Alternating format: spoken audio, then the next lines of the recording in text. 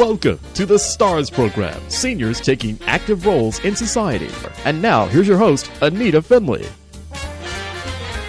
Beverly and I are women who, even though we're powerful, we still have big hearts and we still have lives and family members and things, even though they're not going so well, maybe at home because of illness or other problems. We have two sides of us, Beverly, don't we? We have the radio side and we have the personal side. Yes, and mine crossover there because I talk about fact from fiction, including in my life. Yes. And so people listen. They do listen, and you have been a name that people recognize, and you have done a lot of things you're very proud of. So I always say to someone, if you died tomorrow, what would you feel you have done that you're glad that you lived and you made a difference? And you've done a lot of things. It's probably hard for you to think which of them was the best one. I think one of the most important things that I've done in the community is to bring forth character education. I think that was a dynamic that will help children to not only raise awareness that they have to be civil to each other and tolerant, have kindness, understand citizenship and honesty, that these values and their values have to be taught just as long as we have breath in us. Just as important as reading and writing and arithmetic, as they say. So I think that was one of my biggest accomplishments. And then, as they say, getting involved in national politics, starting out to say that we, the people of the United States, in order to form a more perfect union, not perfect, but more perfect. In other words, we have to aim for better, best. It's funny, my mother had no more education than high school. She's a very smart woman. She's a businesswoman, and she was a loving, loving mother. The word from her was, Anita, don't do anything you can't put on the front page of the newspaper. I like that. She always said that to me. And there have been times in my life where I was on the fence, and I think about what my mother said, and I wouldn't do it. Well, there was a little birdie in my ear that said, if you do something wrong, Beverly Kennedy, you're going to be on the front page of the Miami Herald. And so it was sort of the same words. What was your name before Kennedy? Kennedy is my married name. And then before Kennedy, I was Burris, Burris. And Thomas E. Burris is my ex-husband, but he's also on the board of directors of the not-for-profit foundation Diversity Planning Institute. And I call his wife my wife-in-law. And he actually met with my husband about 35 years ago before I married Ed to make sure that there was a great transition there. Well, this is unusual. Yes. That's amazing. What was your name before that? Well, my maiden name is Kleben. That's where Jack Kleben, my father, and I are related, as they say, by the fact that he's my daddy. Kleban, Kleben. And you now are taking care of your daddy in a sense, and that's the most beautiful thing. I think that's something our listeners would like to hear about. Well, it's interesting that I came over today because you said, can you come over today? I'm over here today because I was smart enough to call for hospice, and Vistas, V-I-S, Vidas. V-I-D-A-S. No, T. I'm sorry, I did the same thing. You're right. V-I-T-A-S. Yes, Vitas. Vitas is a company that has been involved now for about 24 hours in my life, and I could see a big difference in my care for my daddy. It's crisis management when you have a 103-year-old, that within an hour and a half, something can go very right or very wrong. And my husband also needs care. He's had a very serious heart condition and had a procedure done with an aneurysm, and he had a UTI in January, just this past January. So I had two of my baby boys in the hospital at the same time. So I've been, as they say, as a matter of fact, I slept last night because I had such a great nurse taking care during this crisis intervention to make sure that my dad is going to live his days with less pain and less aggravation, and really helping the family. What did your dad do for his profession? He came over as a immigrant and met his father. He was the last child conceived. He wasn't born yet. He was conceived when his daddy left for America, and to build up business to bring the family over, the whole family over, except with one daughter that remained there because she married somebody in the Tsar's army. And so she did not come here. But my dad, they walked to Romania from Russia, and they took a boat over Ellis Island, but they kept the name because my grandpa was here, and Kleban, Kleban, and that's a Russian-Ukrainian derivative. And so you come from that kind of stock, and that's why I've had a problem with the immigration people not being as welcoming as I think they should. They seem to forget what we did so many years ago for so many people. So, I know there's a lot of discussion about that, but so many immigrants and how they've done. In fact, I'll go back now. I'll fast forward to Miami. I was married before the husband I have now, and his parents had an apartment building. And when the Cubans first came in 1959, we had, of course, the finest people coming over, but they didn't want communism, and they somehow got over here. And the government gave each person $100 who came over, $100, and we packed in efficiencies. We had 4 to an efficiency. Amazing. We had pulled down beds. These were doctors, lawyers, people, business. And look and Southwest 8th Street, Tamiami Trail at the time, was dead, just totally dead. But there were a lot of Caucasians here who didn't want them, complained about them.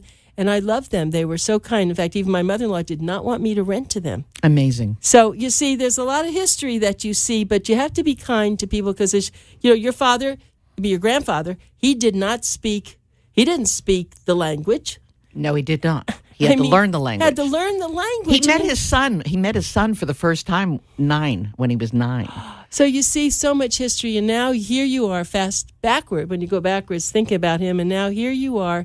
You're taking care of him. He's lived a good, rich, long life, and you have a privilege. 103. That's a long life. You have a privilege to be with him.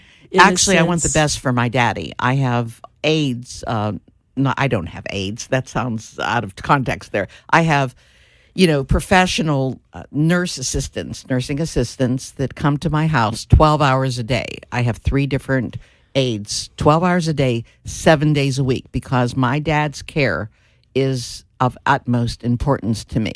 And I will never look back and regret one thing that when I helped my mother, because she was diagnosed with brain cancer, she died quickly about 29 years ago. I dealt with hospice. That was the first time I dealt with hospice. It's improved a great deal. The programs are much more encompassing. It's not, you don't wait till the last minute. You have to have a diagnosis of living a year or less. But if my dad lives for 2 years, that's okay. In other words, we brought his heartbeat back perfectly, his pulse back perfectly, his blood pressure, and he's begun to eat again today. So it's great, and you're right. News. A lot of people who have gone to hospice now have had such good care. They do live longer than that year. Some have gone out of hospice. Yes. I am so familiar with this, and I have felt wonderful about it. You'll appreciate this story up in the Palm Beach, in the one in West Palm, the hospice there. A man, of course, people are always asked, what would you like to have that'll make you happy before, you pass away? And I know what my dad would say. Right? Well, this man had horses, and he wanted to see his horse. Oh, okay. And nothing would do but they walk the horse into the hospice there so he could see it. I'm laughing. I know you are, but I'm laughing such a good story. I think he'd like some sex. Yeah, would he like to have a woman? I'm going to be honest about It's it. I okay. have to tell you all this because we have a very active audience, and I know you have a following. At Boomer 5 o'clock in the Times. morning, they are ready. Very, very ready, as they say. My dad gave up golf, and I remember these things because it was his birthday. He was 93, gave up golf, and he's made historically 3 holes in one, and he was always a championship, from the country club and the local set in Inverary, just great golfer. And he did it for years. And in Pittsburgh, where he came from, he was known as a very good golfer. And my mother was a very good golfer. I didn't take up the sport. I gave it up at his 11. You took up men. Yeah. I took up, I was a much better swimmer. Okay. So I took up swimming. And Less I looked better expensive than golf. I looked a lot better in a bathing suit than I did in Bermuda shorts. That was one of my considerations. So, but making a long story short, so he gave up, at 93, he gave up golf. At 97, he gave up driving. And then you're going to say, well, when did he give up? Yeah. Never. God help the nurses that came in, right? I swear. As soon as the man is feeling better, and he has gone through a couple TIAs since October. And then remember, his life cycle is very short at 103, so he could turn for the better or the worse in an hour and a half. You just never know. But the interesting thing is that 2 of his nurses were propositioned. That's fantastic. Well, that's, I always say this, that maybe the body, Bill and I wrote a book called Live to Be 100 Plus in 1992. And one of the things in there is life is not a beauty contest. It's a character contest. And there are a lot of characters out there, right? I love it. Yeah, but it is really true that never goes. We here in the business, we say that the nursing homes, many times a nurse will walk into a closet that's a broom closet and there's couple copulating or something. But it's fun. I mean, that's what they love. And they always love it. And, in all the speeches that I've ever made, of course, I haven't been a political animal like you have been and into finance. I've been more But I'm into... a cute little fuzzy animal. You are cute. I am a cute fuzzy animal that never bit anybody. But as I see people nodding their heads and I'm speaking, I say, okay, now we're going to talk about sex. Everybody pops up, jumps up, and we have a big discussion. And so that's really what keeps the world running, I guess. Well, on my mother's side, my grandmother, my mother's mother, remarried at age 82. See, that's it. It's so common.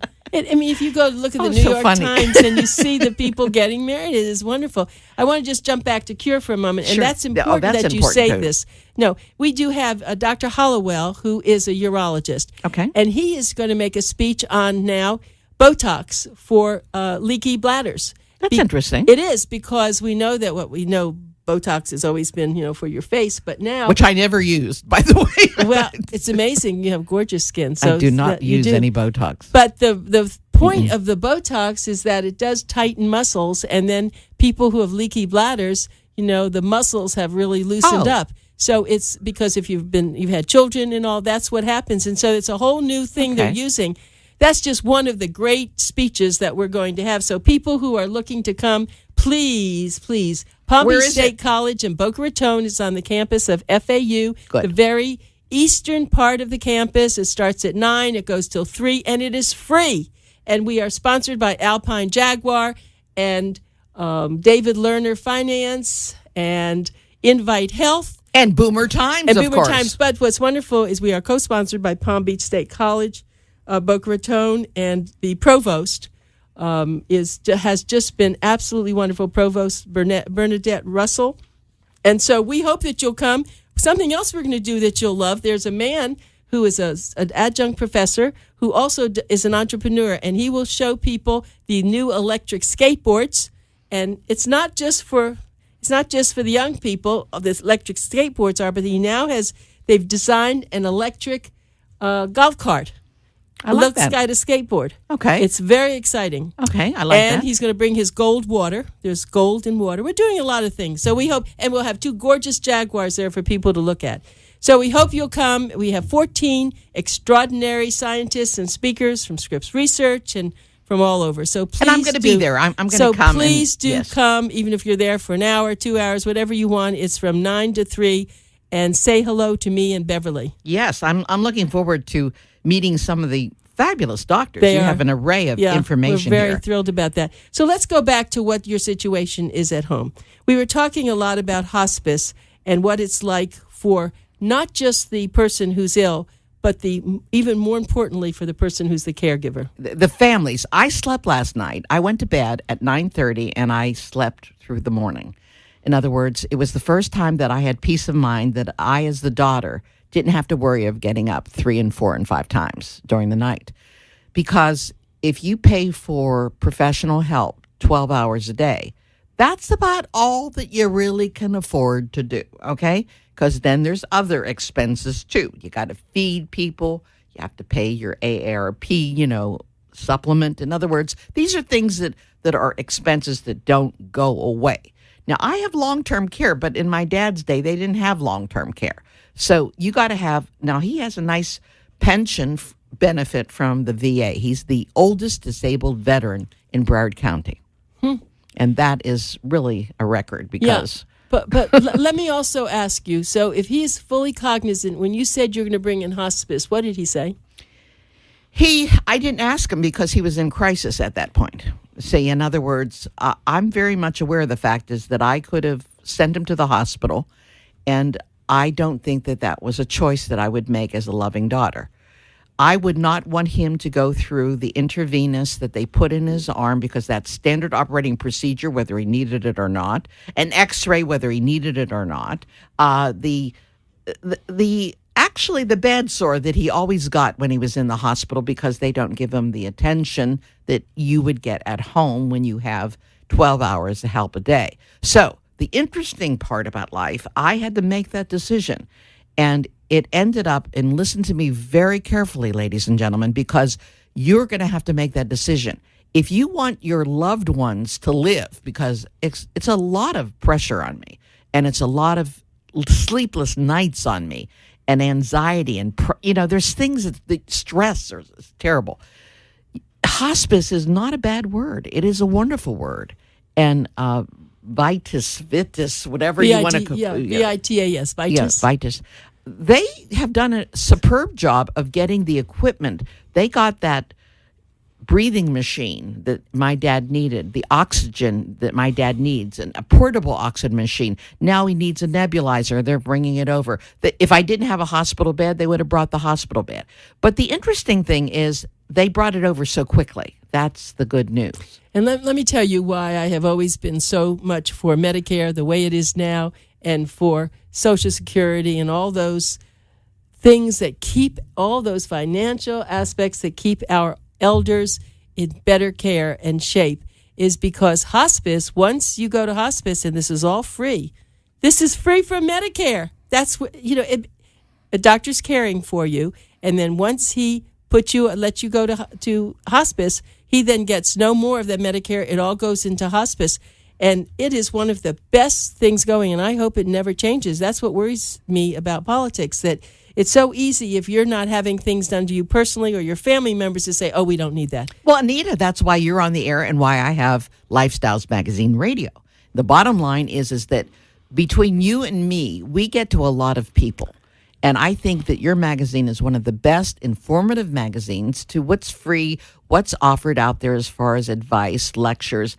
I use your magazine. It comes in the Miami Herald once a month. So I get your magazine through the Miami Herald. So that's, you should know that there's a lot of people that love you and adore you for all you've done in the community, because you keep us advised what are our choices. And thank you. Yes, thank you. Thank you for saying that. It's all about choices, but you do a lot too. And I don't want to fail to give you that time. Tell people when they can hear you on the radio, how they get you. Well, you're going to be on the next show, because we did it on Monday night. Every Saturday between 6 to 8 p.m., I had Anita on we do the live show on Monday night, and then it plays again on Saturday night from 6 to 8 p.m.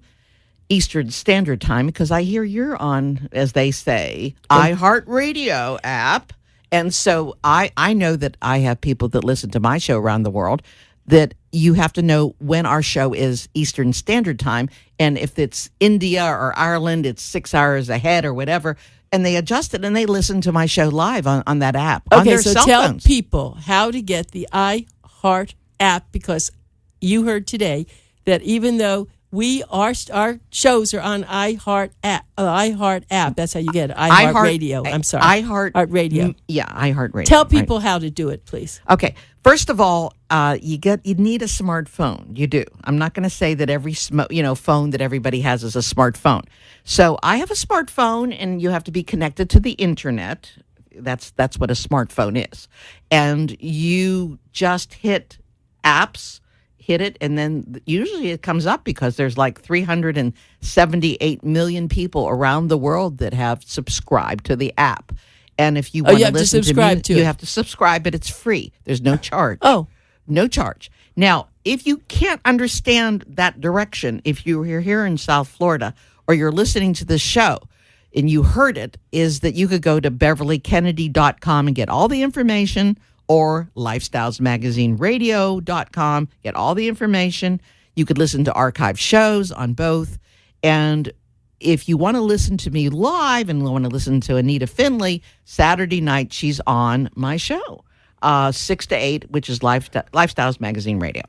And we're a different station. I admit that we're a different station, okay. But we're actually, We're iHeartMedia. We're owned by iHeartMedia now. We used to be Clear Channel. Now we're iHeartMedia. So we're all related because iHeartMedia owns, the app, which you are on. So, yes, we are related. Well, we are going to actually have Beverly on YouTube. So after this show... Oh, you're kidding me. No, we're going to put you on YouTube. And we do that with our radio interviews.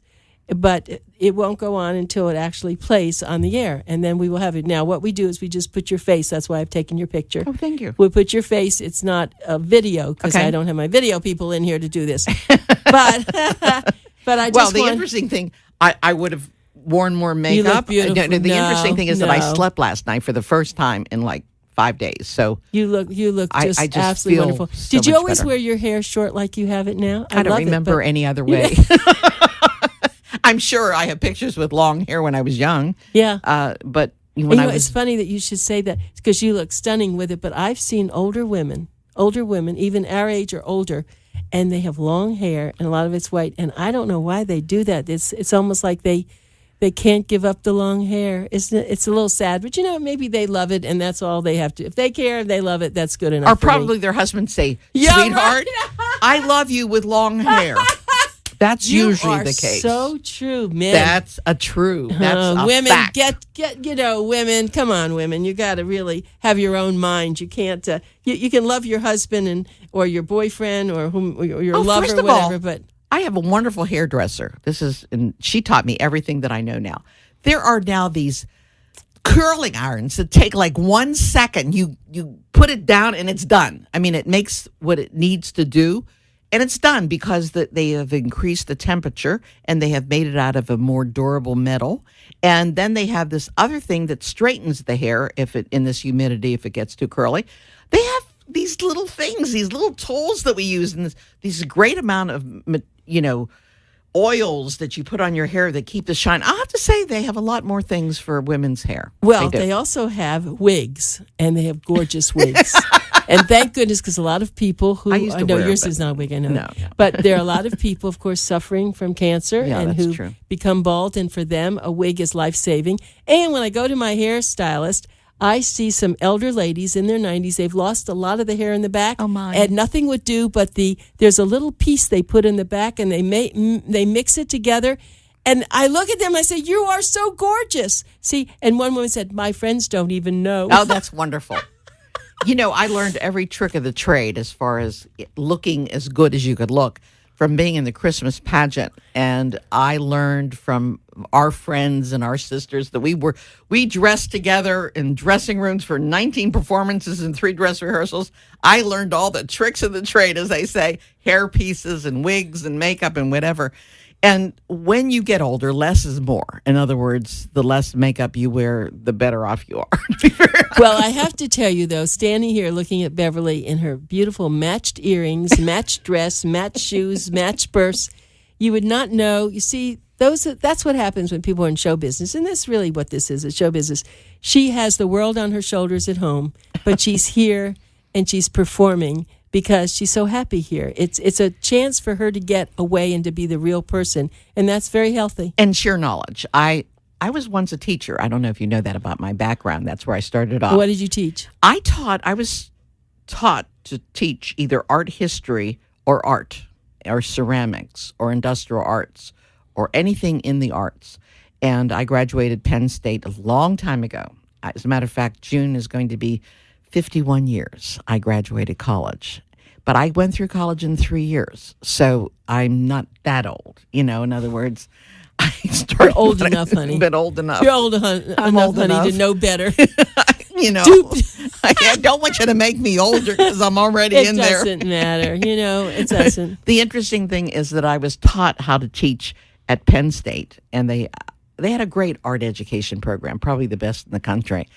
And I was taught that it wasn't an end in itself. It was a means to an end, to teach somebody how to draw and to paint and get involved in the creative outlet. It is such a joy. And I got a lot of people that never could paint or draw involved in doing artsy, craftsy things, and they really enjoyed working with colors. And I assure you, they design their homes a lot better than some people that paint their homes down here that come from, Lord knows where they come from, but they paint with such brash colors, as they say, that don't belong together. Well, but I was thinking about that, and of course, I'm going to put my hat on, I guess, gerontology hat, and that one thing we find, a lot of people who are suffering from cancer and Alzheimer's, especially Alzheimer's, give them a paintbrush, and they paint beautiful things. That's wonderful. Oh, yes, there are many places that use that. The Alzheimer's Community Care has a lot of daycare centers, and they do this artwork, and I've now seen in one of the Broward hospitals a whole panel of different pictures that they have now done by the Alzheimer's patients, and they're beautiful. They drew a heart, and then they drew different ways of the heart, because it's same like music, and you're interested in this, but the Alzheimer's patient listens to the music and can be very quieted and sits there all day listening to the old music. It's something in their brain, the art and the music, that is retained for some way. I think artistic outlets are the best for children, and now we know it's the best for adults also.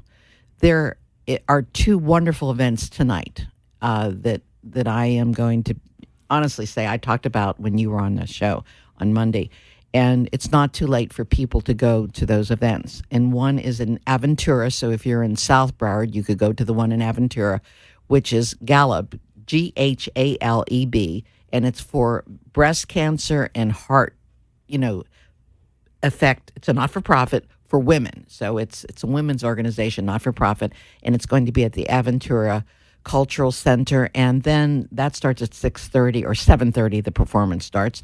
And the other one, which I'm going to be at, is Nat King Cole's Daughters, which is Nat King Cole's Generation Hope, and that's going to be at the Seminole Indian Casino. Is it casino? Off of Sample Road in Broward County, North Broward.